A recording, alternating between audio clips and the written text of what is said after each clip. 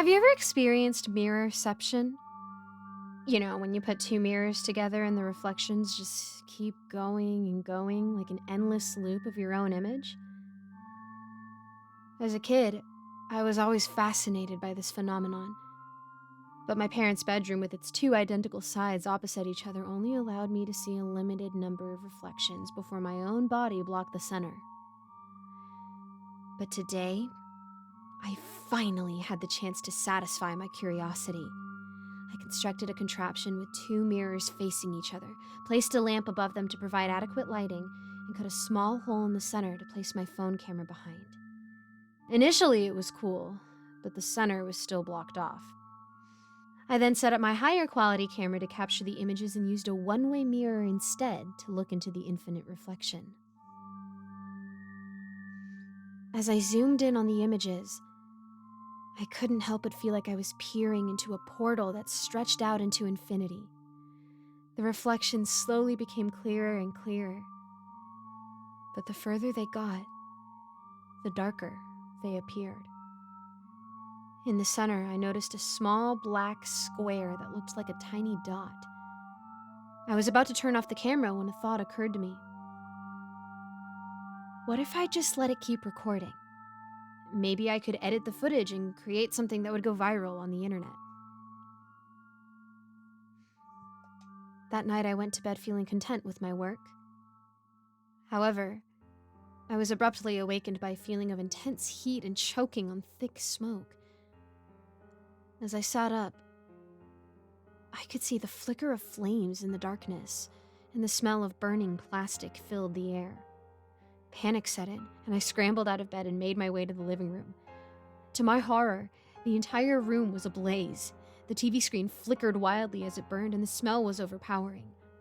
I was frozen in shock for a minute before I finally snapped out of it and began gathering my most valuable possessions. Once outside, I dialed the emergency services and waited in a daze as the fire was put out. Afterward, I assumed that the camera had been responsible for the fire. It must have overheated during its prolonged recording and caught on fire. The guilt and regret of my recklessness weighed heavily on my mind. Days later, as the smoke removal experts cleaned up the aftermath, I decided to review the footage from that night. As I watched the images on the screen, I felt a shiver run down my spine. Something was off about the video. It wasn't just the fire. No, there was something else, something strange lurking in the reflection. As I scrutinized the footage, my heart began to race. Suddenly, I noticed something that hadn't been there before. A figure standing in the center of the black square. The figure was so blurry that it was difficult to make out, but its presence was undeniable. As I continued to watch, the figure grew clearer and clearer until it was standing directly in front of the camera, its eyes fixed on me. I sat there in horror. I know it couldn't actually see me, but I was still terrified. This can't be real, I repeated in my mind.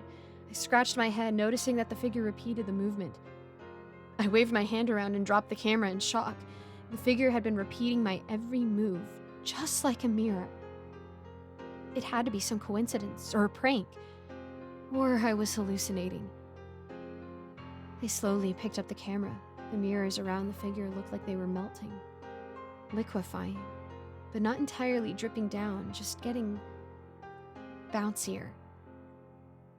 I noticed as more figures splashed through, the camera getting completely covered by the mirror liquid. The audio for the camera was this ghastly gurgling sound. It felt like it was haunting my ears. I wanted to put the camera down, but I was just too horrified. I could only sit and listen, staring at the distorted screen as I heard these terrible sounds, and a crackling, which I assumed to be the fire starting. That was when I had had enough. I stopped watching and put the camera down. I was too shocked to understand what to do, and that night I wasn't able to sleep until pretty late, my mind filled with the scenery of the footage. When I got home, I destroyed what remained of the contraption and erased the footage, knowing that I couldn't ever bring myself to peer into the endless reflection again. I've been super weary around any mirrors for a while, although it's been pretty silent since then. But the memory of what I had seen still haunts me to this day, and I can't help but wonder what other dark secrets lurk in the depths of the infinite portals. Sometimes, I still think I hear a gurgling echoing through my house in the depths of the night.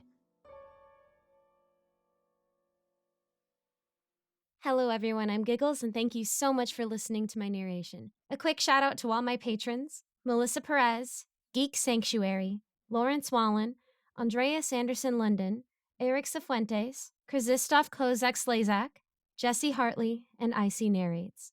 If you want to become a patron today, you can check out the link in my description below. And as always, thank you so much for your support. I'll see you in the next video.